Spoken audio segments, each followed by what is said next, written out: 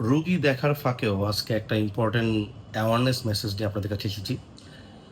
আমাদের শরীরে যেকোনো জ্বর হওয়ার পরে সেটা ডেঙ্গু হোক, চিকুনগুনিয়া হোক, যেকোনো ভাইরাল ইলনেস হোক বা ব্যাকটেরিয়াল ইলনেস হোক, আপনি টেম্পোরারি কিছুটা দুর্বল থাকবেন। এটাই স্বাভাবিক।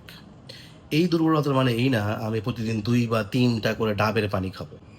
ডাবের পানি এটা আমাদের খুবই পছন্দের জিনিস। আমি জানি না কেন জ্বর হওয়ার পরে, ঠিক আছে? This is good.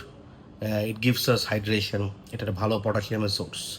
But too much coconut water is very dangerous. আর রক্তে যখন পটাশিয়ামের মাত্রা অনেক বেড়ে যায়, এই কন্ডিশনটাকে বলি আমরা হাইপার ক্যালেমিয়া। কি হয় এতে? এই হাইপার ক্যালেমিয়াতে আপনি অতিরিক্ত উইক ফিল করবেন, আপনি ডিজি ফিল করতে পারেন, আপনার হার্টের রিদম ইরেগুলার হতে পারে। এবং মনে রাখতে হবে যে, যেকোনো ভাইরাল ইনফেকশনের পরে বা যেকোনো ব্যাকটেরিয়াল ইনফেকশনের পরে আমাদের কিডনি অলরেডি স্ট্রেসড আউট থাকে কিছুটা। টেম্পোরালি একটা স্ট্রেসড ফেজে থাকে। এই এই ফেজে থাকলে অতিরিক্ত পটাশিয়াম কিডনির জন্য হ্যান্ডেল করা খুব টাফ হয়ে যায়। ঠিক আছে? সো এই মিথ থেকে বের হয়ে আসতে হবে যে অসুস্থ হলে বেশি, বেশি ডাবের পানি খেতে হবে। This is not true. এই ওরসালাইনের মধ্যে কিন্তু একদম WHO রিকমেন্ডেড রেঞ্জে সোডিয়াম, পটাশিয়াম এবং আদার ইলেক্ট্রোলাইট গুলি রয়েছে। যেটা আপনার জন্য যথেষ্ট। ঠিক আছে? ডাবের পানি কখনোই এটার অল্টারনেটিভ হতে পারে না।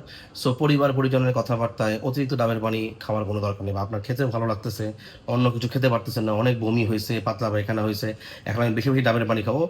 এই ধারণা থেকে আমাদের বের হয়ে আসতে হবে। কারণ এই অতিরিক্ত ডাবের পানি বা শরীরে অতিরিক্ত পটাশিয়াম আপনার হার্ট এবং কিডনি দুইটার জন্যই খুবই ক্ষতিকর। ধন্যবাদ।